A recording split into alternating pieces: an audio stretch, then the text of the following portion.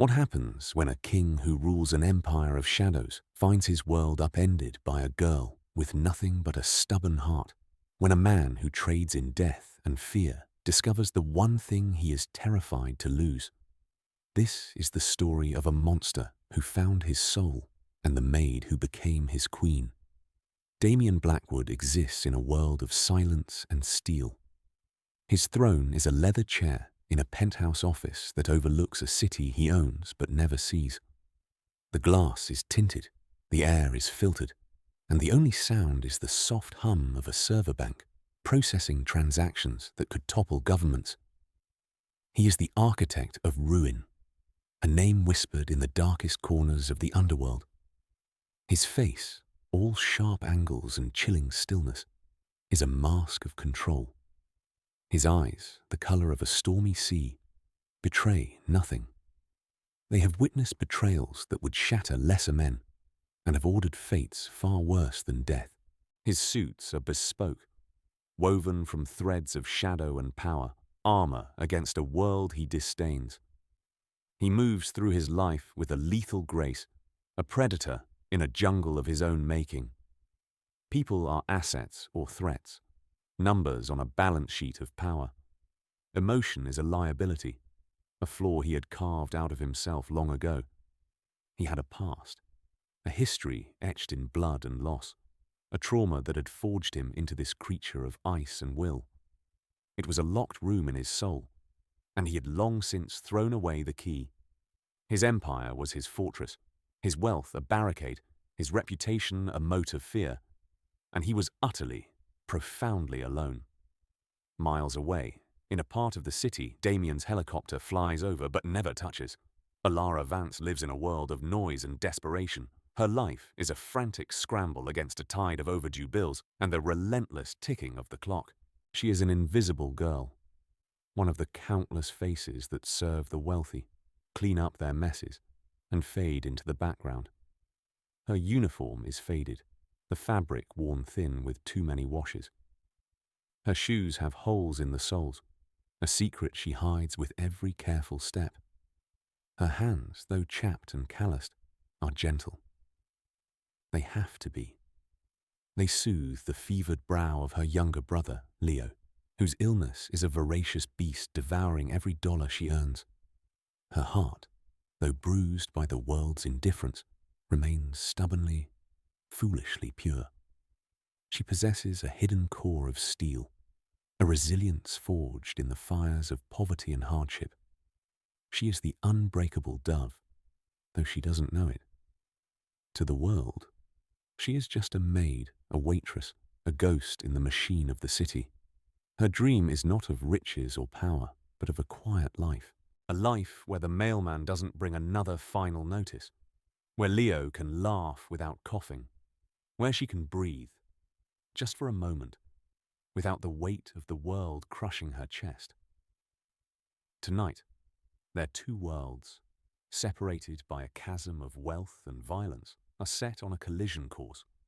The Grand Astoria ballroom is a galaxy of glittering chandeliers and counterfeit smiles. It is a charity gala, an annual ritual where the city's elite gather to congratulate themselves on their generosity while dripping in diamonds that could fund a hospital wing. Damian is here because he must be. It is a performance of legitimacy, a necessary charade. He stands in the shadows of a marble column, a spectre at the feast, watching the peacocks preen. Beside him, clinging to his arm like a designer vine, is Serafina, his fiancée. Serafina is a creature of high society, beautiful, arrogant, and hollow. Their engagement is a merger, a strategic alliance of old money and new brutal power. She sees him not as a man, but as the ultimate prize, the darkest, most dangerous king on the board. She does not know the man, nor does she care to. She only covets the crown. Alara is here because she needs the money. The catering agency pays double for these events. She moves through the glittering crowd, a silver tray of champagne flutes balanced perfectly in her hand. She keeps her eyes down, her movements efficient, her presence as minimal as possible. Be invisible. Get paid. Go home to Leo. That is the mantra. Then the delicate balance of the evening shatters. An elderly waiter, his hands trembling with age, accidentally jostles a guest, sloshing a drop of red wine onto the pristine white silk of Serafina's gown. It is a tiny stain, a single crimson tear on a sea of white. Serafina recoils as if struck. Her face, a carefully constructed mask of pleasantness, twists into a snarl of pure venom.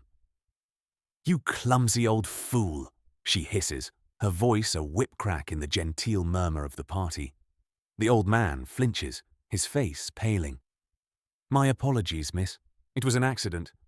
Please, allow me to—" "Allow you to what?" Serafina's voice rises, drawing a circle of curious eyes. "Do you have any idea how much this gown costs? It's more than you'll make in a year, in 10 years. She shoves him, a petty, cruel push that sends the frail man stumbling backward. He trips, and the rest of his tray of drinks crashes to the floor in a symphony of shattering glass and spreading wine. The crowd gasps. The man lies amidst the wreckage, humiliated, trying to gather the broken shards with shaking hands. From the shadows, Damien watches. His face is impassive, but a flicker of something cold and unpleasant stirs within him. This is a distasteful, unnecessary display, a flaw in the performance. No one moves to help the old man. They just stare, some with pity, most with morbid fascination. But then, someone does. Alara sets her own tray down on a nearby table with a soft click. She walks forward, out of the invisibility she cultivates, and into the harsh spotlight of the scene. She kneels beside the fallen waiter. "Are you hurt, sir?" she asks, her voice quiet but clear. She ignores the broken glass, reaching out to help him sit up. Serafina turns her fury on this new target. "And who are you? Get back to work before I have you fired." Alara doesn't look up at her. She continues to help the old man, brushing a piece of glass from his sleeve. "He's hurt," she says simply. "It was an accident." "I don't care," Serafina snaps. "He is incompetent, and you are insolent." Finally, Alara rises. She stands between the fallen man and the furious socialite. She is small, dressed in a simple black uniform, but she does not shrink. She meets Serafina's cruel gaze without flinching. Her eyes, a warm, clear brown, hold a fire that no one expected. "Everyone deserves to be treated with dignity," she says, her voice trembling slightly but firm. "No matter how much their dress costs." A collective intake of breath ripples through the onlookers. A servant has just talked back to Serafina van der Sloot, fiancée of the fearsome Damien Blackwood. From his column, Damien feels a jolt, a genuine shock that pierces through his armor of indifference. He has seen men with guns tremble before him. He has seen rivals beg for their lives. He has never seen this. Such quiet, reckless courage. Defiance not for gain or power, but for the sake of a fallen old man. It is illogical. It is foolish. It is magnificent. Serafina's face contorts with rage. "You will be begging on the streets by morning," she spits. She raises a hand, poised to strike Alara across the face. The hand never lands. A shadow detaches itself from the column. Damien moves with impossible speed, his presence sucking the air from the room. He intercepts Serafina's wrist, his grip a band of steel. The silence is now absolute, heavy, and terrified. "That is enough," Damien says. His voice is not loud, but it cuts through the tension like a shard of ice. Serafina freezes, her anger instantly replaced by confusion and fear. "Damien, darling, this little rat just humiliated me." Damien does not look at her. His stormy eyes are fixed on Alara. He sees the tremor in her body, the fear she is trying so hard to hide behind her brave front. He sees the smudge of dirt on her cheek and the fierce, untamed light in her eyes. He releases Serafina's wrist, dropping it as if it were something unclean. He turns his gaze upon his fiancée, and for the first time, she sees the full, unshielded coldness of the man she thought she had won. It is an arctic void, and it terrifies her to her soul. Our arrangement, he states, the words precise and final, is terminated. The gasp from the crowd is audible. He has just publicly, brutally ended their engagement. What? Damien, you can't be serious, Serafina stammers, her face draining of all colour. Over this nobody? Your display was vulgar, he says, his voice devoid of any emotion. It lacked class. You have become a liability. He turns to his mountain of a bodyguard, Jax, who has appeared silently at his side. See to it that Miss van der Sloot's assets are frozen. All contracts linked to my name are to be dissolved. By sunrise, she will be exactly what she called this girl. A nobody. Serafina lets out a choked sob, her carefully constructed world crumbling into dust around her. Jax gives a curt nod and, with an almost gentle firmness, begins to escort the hysterical woman away. The performance is over. Damien turns back to the centre of the room. The old waiter has been helped to his feet by other staff. The mess is being cleared. But Alara is still standing there, frozen, looking like a doe caught in the headlights of an oncoming train. He walks toward her. The crowd parts before him like the Red Sea. He stops directly in front of her. He is a tower of darkness, and she is so small, so fragile in comparison. He expects her to cower, to look away. She doesn't. She meets his gaze, her chin held high, though he can see the pulse hammering in her throat. He notices a single tear has escaped and is tracing a path through the grime on her cheek. An unfamiliar impulse moves him. He lifts a hand, his fingers clad in a soft leather glove, and gently, so gently it's almost imperceptible, he wipes the tear away. The touch is electric, a spark of warmth in the frozen landscape of his existence. Her skin is soft. She flinches but holds her ground. What is your name? He asks, his voice a low rumble. Alara, she whispers, the name a puff of air. Alara Vance. He holds her gaze for a moment longer, committing her face, her name, her impossible courage, to memory. Then he turns and walks away without another word, leaving her standing in the center of the silent, staring ballroom, her world irrevocably changed. The next day, Alara is fired. Just as Serafina promised, the catering agency can't afford to be associated with someone who caused a scene at the biggest social event of the year. She collects her meager final paycheck, the weight of despair settling on her shoulders. The money from the gala won't even cover the next round of Leo's medication. She walks home through the rain-slicked streets, the city lights blurring through her tears. Her one act of defiance, of doing what was right, has cost her everything. The brief, shocking intervention of the terrifying man in the bespoke suit feels like a fever dream. His touch still tingles on her cheek. She arrives at her tiny, crumbling apartment to find a black sedan parked at the curb. It is a sleek, menacing vehicle that doesn't belong in this neighborhood of peeling paint and broken dreams. Leaning against it is a man built like a mountain. Jax. Her heart plummets. He has come to finish the job, to fulfill Serafina's threat. She clutches her purse, her knuckles white. Jax straightens up as she approaches. He does not smile. His face is a stony mask.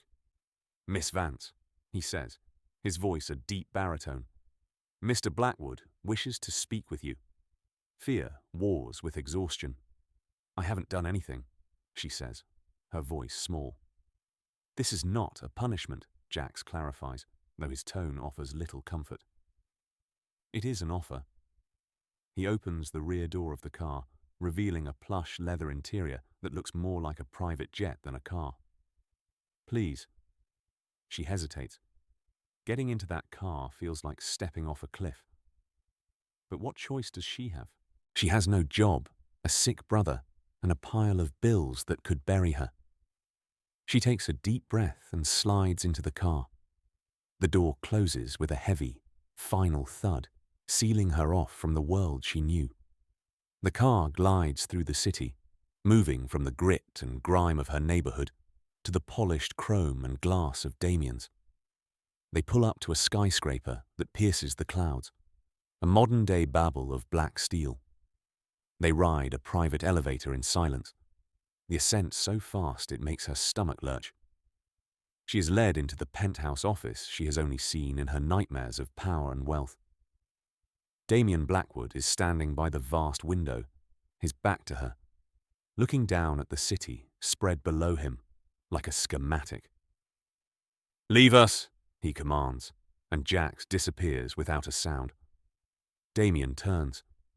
In the stark light of his office, he is even more intimidating.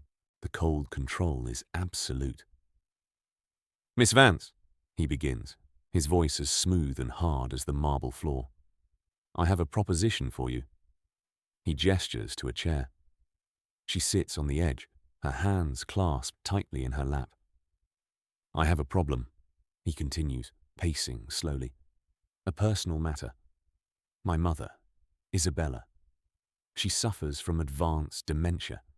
She requires constant specialized care. I have hired the best nurses, the most expensive agencies. None of them can handle her. They last a week, a day, sometimes only an hour." He stops and looks at her, his eyes pinning her to the chair. They lack patience. They lack empathy. They see her as a job, a difficult patient. They do not see the person who is still there, trapped inside. He saw something in Ilara last night. He saw a woman who would defend a stranger, who possessed a deep well of compassion that couldn't be bought. "I am prepared to offer you a position as her full-time, live-in companion and caretaker," he says. He names a salary. It is an astronomical figure, a number so large it makes her head spin. It is more money than she could earn in 10 lifetimes. "I would also cover all of your brother's medical expenses," he adds, his voice casual, as if he knows exactly where to apply the pressure. "The best doctors, the best treatments. He would want for nothing." Ilara stares at him, stunned into silence. It is a lifeline. It is salvation. It is everything she has ever prayed for. But she can feel the hook hidden within the bait. "What's the catch?" she asks, her voice barely a whisper. Damien's lips curve into something that is not quite a smile. It is a chilling, predatory expression. "The catch," he says, stepping closer, "is that you will belong to me. You will live in my home. You will not leave the estate without my permission. You will have no contact with your old life, save for supervised updates on your brother. You will sign a non-disclosure agreement so binding that if you so much as whisper my name to an outsider, the consequences will be severe." He leans down, his face close to hers. The air smells of expensive cologne and something dangerous like gunpowder and ozone. "You will be my employee, but you will also be my property. Your life will be mine to command. In exchange for your freedom, I will solve all your problems." That is the contract. It is a gilded cage, a devil's bargain.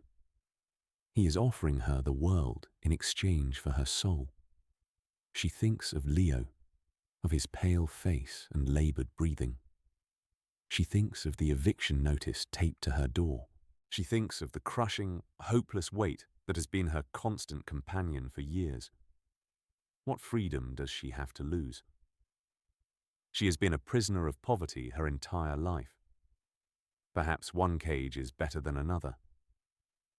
She looks up, meeting his stormy, unreadable eyes. "I accept."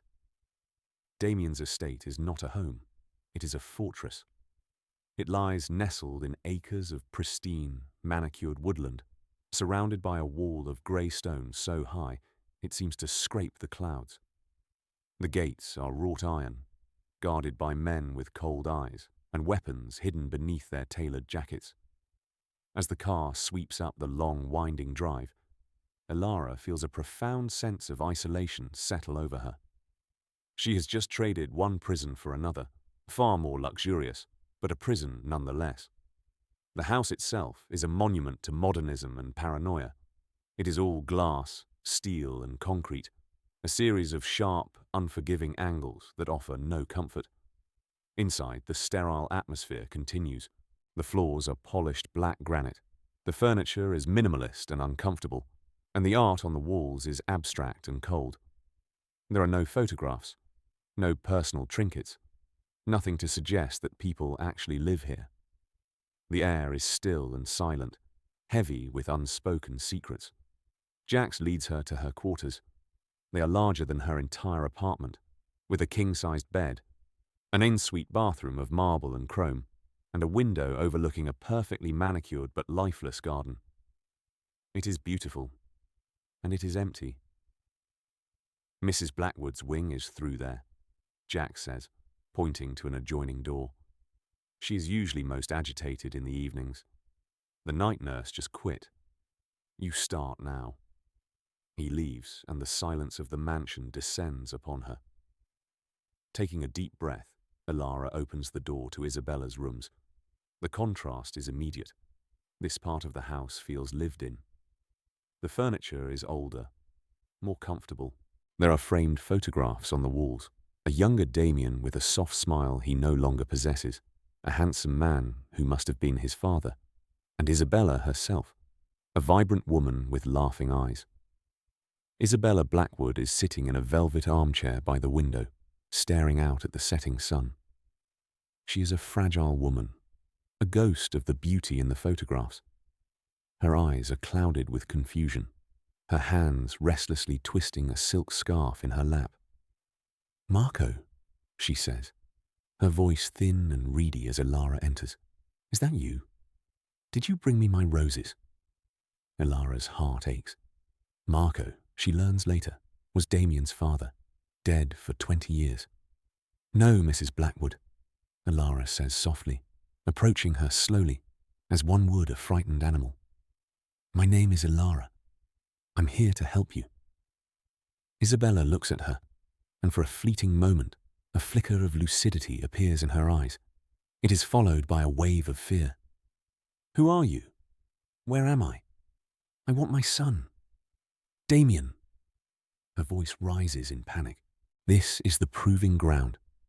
This is the moment where all the others have failed. Elara doesn't retreat. She doesn't call for help. She kneels beside the older woman's chair, making herself smaller, less threatening. "It's all right," she soothes, her voice calm and steady. "You're safe. Damien is busy, but he will be here later. Why don't you tell me about the roses Marco used to bring you?" And so begins her new life. Days and nights blur into a routine of patience and kindness. Elara learns Isabella's rhythms, the triggers for her fear, and the small things that bring her comfort. She discovers that Isabella loves old music, the scent of lavender, and the taste of honey in her tea. She doesn't just care for Isabella's physical needs. She tends to her fractured soul. She reads to her from worn books of poetry. She sings her soft lullabies when the nightmares come. She holds her hand and listens, truly listens, as Isabella drifts through the fog of her memories, speaking of a life and a son that no longer exist. In his sterile office, Damien watches. After the first night, when Elara had managed to calm Isabella without sedatives for the first time in years, he had more cameras installed in his mother's wing. Tiny, unobtrusive lenses hidden in the walls. He told himself it was for security.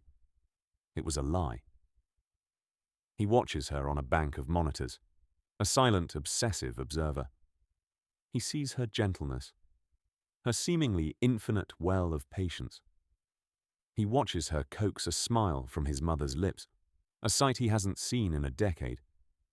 He sees her fall asleep in a chair by the bed, her hand still clutching his mother's, a guardian angel in a simple cotton dress. One evening, he returns to the estate late. The house is silent as a tomb. He walks towards his mother's wing, drawn by an invisible thread. He stops outside the door, hearing voices. He hears Ilara's soft murmur. She is talking to his mother, who is clearly agitated. "It's okay, Isabella. It was just a bad dream. You're safe." "He never comes." Isabella weeps, her voice thick with a sorrow that transcends her confusion. "My boy. He's so cold now. He never smiles." "He's just busy," Ilara soothes, though Damien can hear the pity in her voice. "He loves you very much." This simple, kind lie is a dagger in Damien's chest. He continues to listen, a voyeur in his own home. He hears Ilara begin to sing a soft, simple melody, a folk song he vaguely remembers from his own childhood, one his mother used to sing to him. The weeping subsides, replaced by the sound of soft, even breathing. He pushes the door open a crack. The only light is from a small lamp. Ilara is sitting on the edge of the bed, stroking his mother's hair. Isabella is asleep, a look of peace on her face that is achingly rare. Ilara looks up, sensing his presence. Her eyes widen in the dim light. She quickly stands, a blush rising on her cheeks. "Mr. Blackwood, I'm sorry. I didn't hear you." He steps into the room. It feels like trespassing on sacred ground. The air here is different from the rest of the house. It's warm. It smells of lavender and home.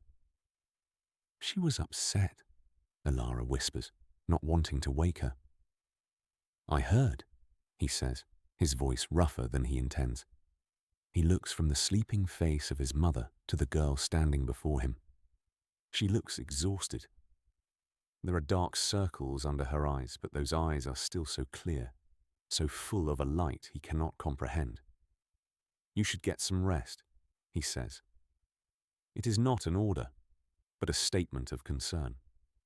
The sentiment is so foreign on his tongue it feels like speaking another language. She nods. "Good night, Mr. Blackwood."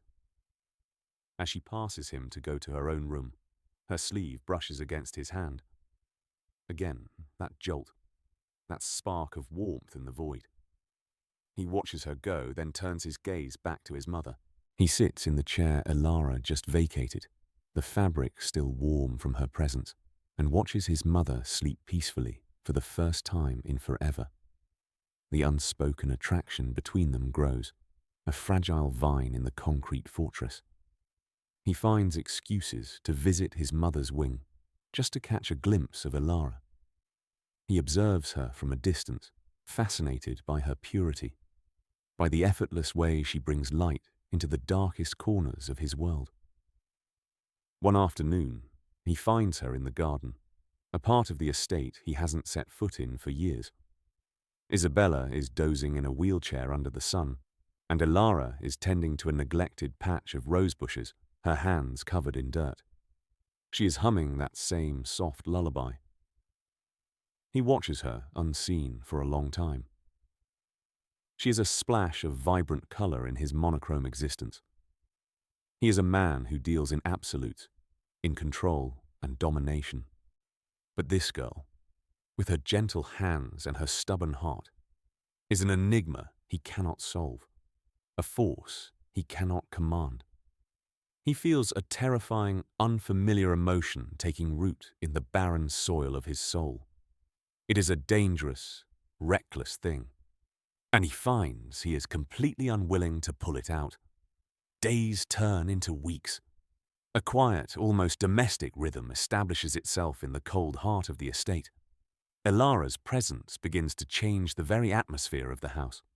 There are flowers in a vase in the main hall now, cut from the rose bushes she revived.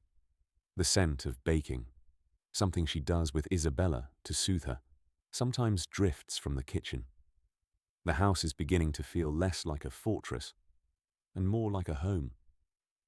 Damien finds himself altering his own schedule. He leaves his downtown office earlier, forgoing late-night meetings that once defined his existence. He is drawn back to the house, to the quiet moments when he might cross paths with her.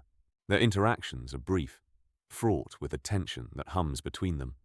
A shared glance across the dinner table, his hand brushing hers as he passes her a book for his mother. Each moment is a small spark, threatening to ignite the combustible air. He learns things about her from his observations. He knows she bites her lip when she's concentrating. He knows she talks to the plants in the garden. He knows she keeps a small, worn photograph of her brother by her bedside, a picture he had Jax procure a high-resolution copy of for his own files. He knows her in a way that is both deeply intimate and chillingly detached. One night, he dismisses the household staff early. A storm is raging outside, a violent tempest that mirrors the turmoil inside him. He finds her in the library, a vast, two-story room filled with books he has never read. She is on a rolling ladder, reaching for a book on a high shelf. She is wearing simple pajamas.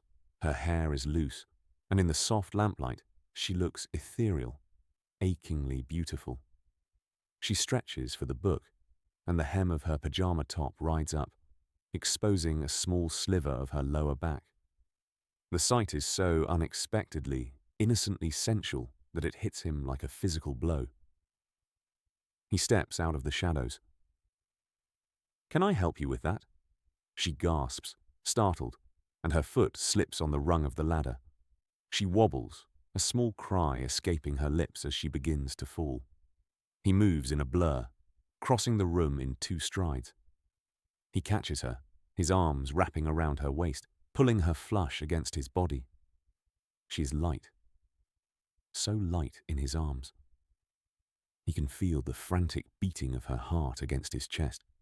Her hair smells of lavender and rain. For a long moment they stay like that, frozen. Her hands are braced against his chest. His arms are a steel cage around her.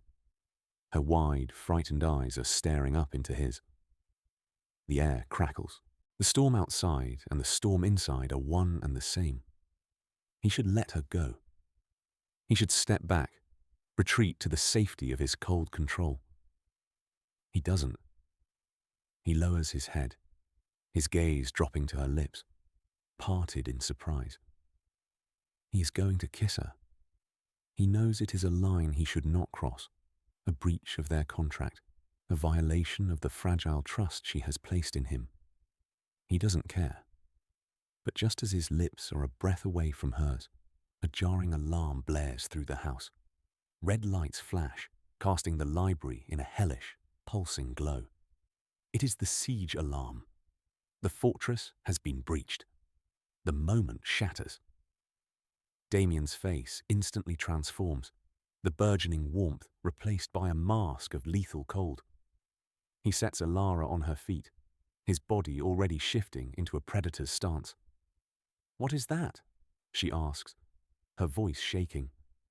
"Trouble," he says, his voice a low growl.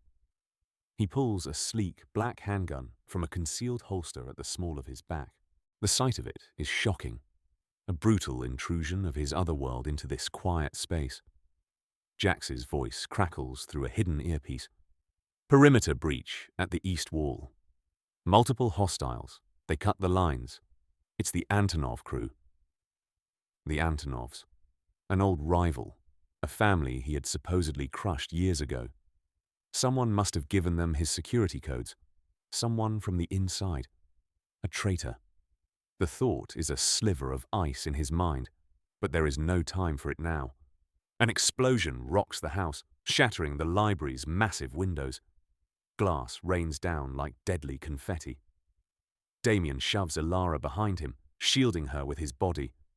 "Stay behind me," he commands. His focus is absolute, his senses honed to a razor's edge. He is no longer the quiet observer. He is the architect of ruin, the king defending his castle. "My mother," he grits out to Jax. Where are they? They're heading for her wing. Jax's voice is strained. It's a targeted attack. They're using the service tunnels. Of course. The weakest point. The one place in the house designed for comfort, not defense. And Alara would have been there. If he hadn't found her in the library, she would be there now. The thought sends a wave of cold fury through him. But then a more terrible realization dawns. Isabella, Alara breathes, her face pale with terror. She's there. She's alone. Before Damien can stop her, she darts away from him, running out of the library and down the hall toward his mother's wing. Alara, no! He roars, but she is gone. He has a choice to make. Follow the protocols, secure the command center, and direct his men, or follow her. It is no choice at all. He sprints after her, the cold logic of the crime lord completely obliterated by the primal, terrifying fear of losing her. The hallway is a war zone. Gunfire echoes through the house. His security team, the best in the world, is engaged in a fierce battle with the intruders. Bodies of men in black tactical gear are already littering the marble floors. Alara reaches the door to Isabella's wing, just as two of the Antonov thugs burst through it, dragging a terrified, weeping Isabella between them. Blackwood! One of them yells. Seeing him at the end of the hall, he presses the muzzle of his gun to Isabella's temple. Call off your men, or the old lady gets it. Damien freezes. His mother is a shield they are using against him. But it is Alara they haven't accounted for. She is standing just to the side of the doorway, momentarily hidden from their view. He sees her eyes, wide with fear, but also burning with a protective fire that eclipses everything else. His cold facade shatters. For the first time in his adult life, Damien Blackwood feels the icy grip of true panic. They have his mother. They are feet away from Alara. The two people on Earth who have touched his frozen soul are in the line of fire. His carefully constructed world is burning down around him. Let her go, Damien says, his voice dangerously calm, his own weapon held steady. Let her go, and I will let you walk out of here. The thug laughs, a harsh, ugly sound. We're not going anywhere. Not until we take everything from you, starting with her. He cocks the hammer on his pistol. Time seems to slow down. Damien sees the man's finger tighten on the trigger. He sees his mother's terrified eyes. And he sees Alara move. It is not a calculated action. It is pure, unthinking instinct. The unbreakable dove becomes a warrior.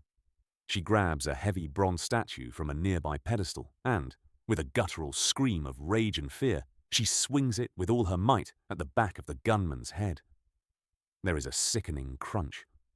The man grunts, his eyes rolling back in his head as he crumples to the floor, unconscious. The second thug, stunned by the sudden turn of events, shoves Isabella away and turns his weapon on Alara. No! Damien screams, a raw animal sound of pure agony. He fires his own weapon. The shot is perfect. The second thug drops, a neat hole in his forehead. Silence descends, broken only by Isabella's terrified sobs and Alara's ragged breaths. Alara stands over the body of the man she just struck down, the bronze statue clutched in her hands, her knuckles white. She is trembling from head to toe, her face a mask of shock and horror at her own capacity for violence. She saved his mother. This gentle, quiet girl just committed an act of brutal, decisive violence to protect his family. The battle is still raging elsewhere in the house, but in this hallway, the world has shrunk to just the two of them. He ignores his weeping mother. He ignores the dead men at his feet. He only sees her. He strides toward her, his gun still smoking in his hand. He closes the distance in 3 long steps, his stormy eyes blazing with an intensity that is terrifying and absolute. She flinches back, expecting anger, expecting a reprimand for her recklessness. She does not get one. He rips the statue from her nerveless fingers, letting it fall to the floor with a loud clang. He grabs her by the shoulders, his grip bruising. He stares down at her, his chest heaving, his control completely gone. "I thought I lost you," he rasps, the words torn from his throat. And then he kisses her. It is not a gentle kiss. It is not tender or romantic. It is a desperate, brutal, possessive act.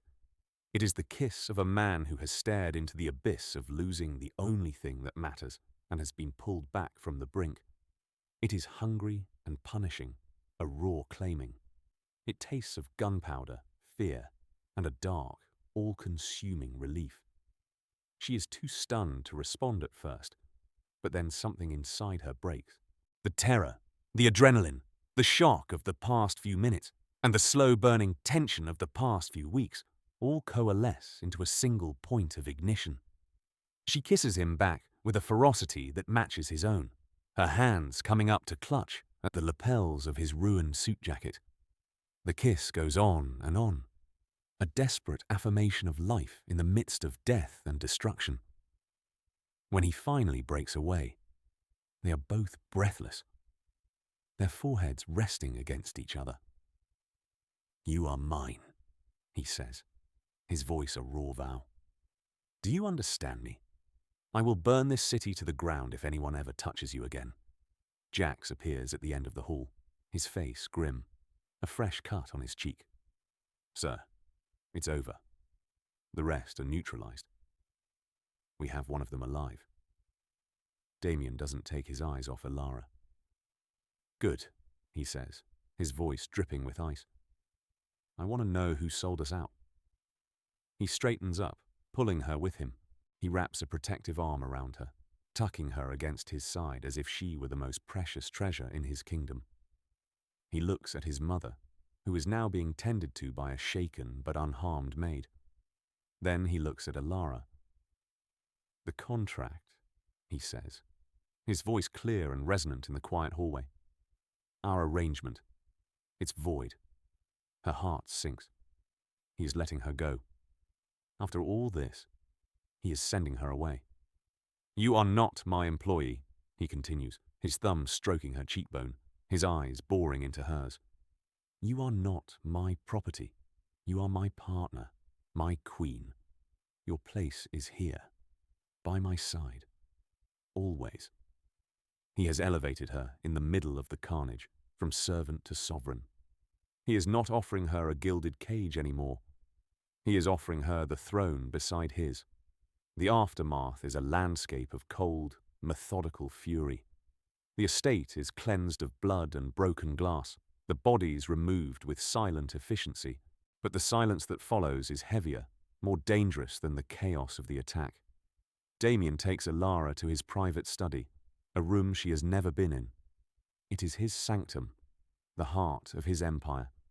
He sits her down in a deep leather chair and pours her a glass of brandy, his hands surprisingly steady. He tends to a small cut on her arm from the flying glass, his touch now impossibly gentle. The contrast between the man who just waged a war in his own home and the man dabbing antiseptic on her skin is a dizzying testament to the change she has wrought in him. Jax enters, dragging a bloodied, defeated man behind him. It is one of the Antonov lieutenants. "He's ready to talk," Jax says, his voice flat. Damien looks at the man, his eyes turning to chips of ice. "Who gave you the codes? Who is the traitor?" The man spits blood on the priceless Persian rug. "Go to hell, Blackwood." Damien sighs, a sound of weary disappointment. He picks up a heavy letter opener from his desk. "I had hoped you would be reasonable." What follows is a brutal, chilling interrogation. Damien doesn't raise his voice. He is calm, precise, and terrifyingly efficient. Alara wants to look away, but she forces herself to watch. This is his world. This is the man she has bound herself to. She needs to see all of him, not just the parts that are gentle with her. Finally, the man breaks. He gasps out a name that makes Damien freeze. "Marcus!" the man chokes out. "It was Marcus, your cousin." The betrayal is a physical blow. Marcus, his own blood. The man he had trusted to run his legitimate businesses, the one he had considered a brother. He had been a snake in the garden all along, driven by jealousy and a lust for the throne. Damien's face becomes an emotionless mask, but Ilara can see the flicker of deep, profound pain in his eyes before it is extinguished, replaced by a cold, hard resolve. He nods to Jax. Clean up this mess. He turns back to Ilara, his expression softening as he looks at her. I have business to attend to. It will be unpleasant. I'm not leaving, she says, her voice quiet but firm. I'm staying with you. He looks at her, truly sees the steel in her spine, and a flicker of dark pride warms his chest. He nods. All right. The purge begins that night.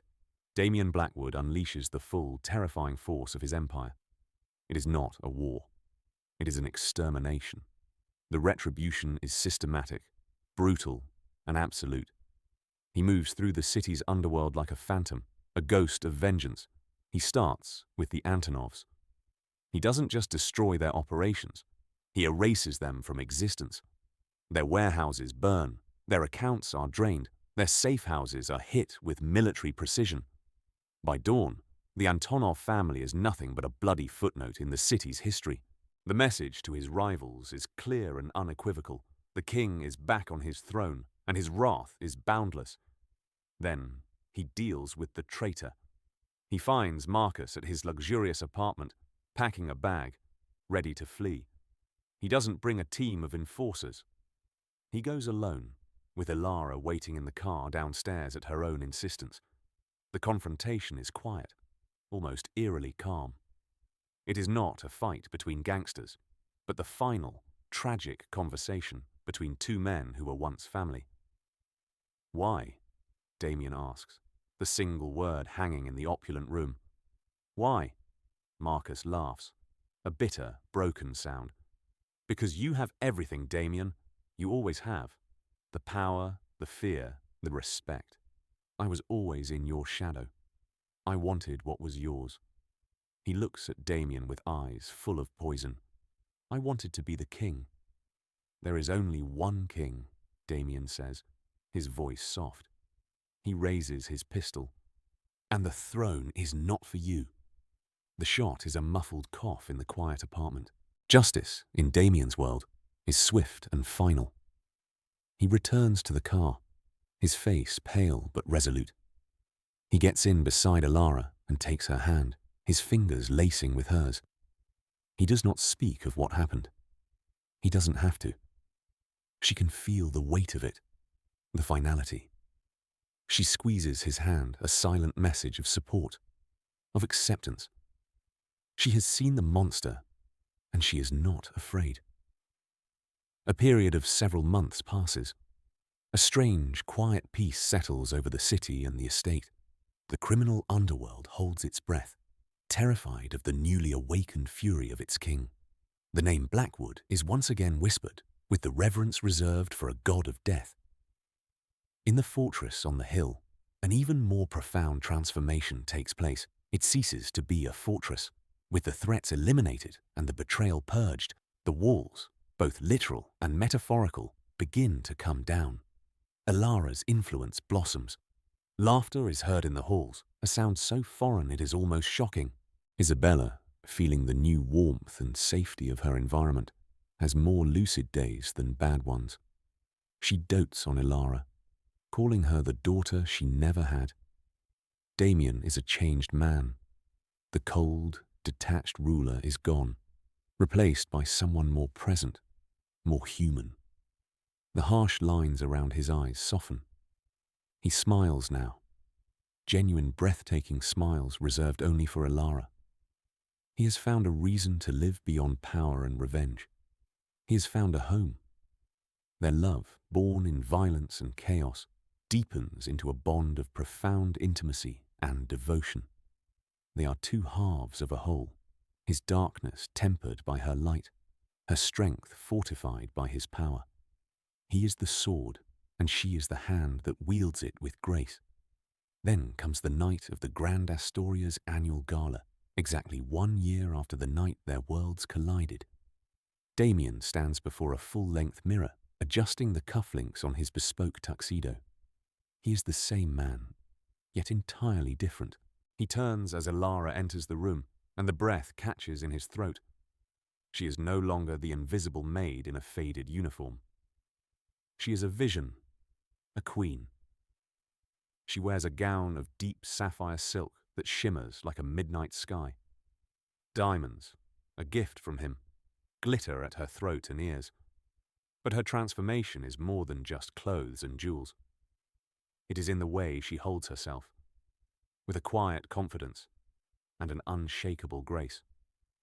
She radiates power, not the brutal, overt power that Damien wields, but a softer, more potent strength. "You are beautiful," he says, his voice thick with emotion. She smiles, a radiant expression that lights up her entire face. "Are you ready to face the peacocks?" she asks, a playful glint in her eyes. "With you by my side," he says, offering her his arm. "I am ready for anything." They return to the scene of their first meeting. As they enter the ballroom, a hush falls over the crowd. Every eye is on them. They see Damien Blackwood, the fearsome architect of ruin, but they see him transformed. The cold indifference is gone, replaced by a look of utter devotion as he gazes at the woman on his arm. And they see Elara. The whispers start immediately. They remember the insolent serving girl from last year. They cannot reconcile that memory with the magnificent, powerful woman who stands before them now. They see her, not as a trophy, but as his equal, his partner. The maid has become a queen, and her coronation is happening before their very eyes. Later in the evening, as Damien is engrossed in a quiet but menacing conversation with a city councilman, Elara excuses herself. She walks along the edge of the ballroom, a silent ruler surveying her new domain. She then sees a familiar scene unfolding. A wealthy, arrogant guest is berating a young waitress, his voice a low, condescending sneer. The girl looks terrified, on the verge of tears, much as Elara herself had been a year ago. The old Elara would have felt helpless pity. The new Elara acts. She glides over to them, her presence immediately commanding attention. "Is there a problem here?" she asks, her voice calm and even. The man turns, ready to dismiss her, but he freezes when he sees who it is. He pales, recognizing the woman on Damien Blackwood's arm.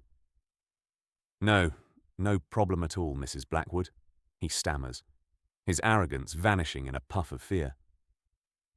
Elara doesn't look at him. She gives the terrified waitress a small, reassuring smile.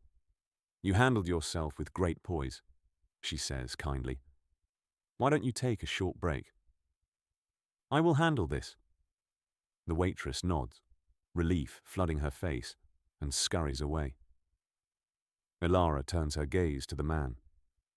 She could have him destroyed. A single word to Damien, and his life, his career, everything he valued, would be turned to ash. The man knows this. He is visibly trembling. But Elara does not choose cruelty. She has not forgotten where she came from. She leans in close, her voice a soft whisper only he can hear. "Everyone," she says, echoing the words she spoke a year ago, "deserves to be treated with dignity.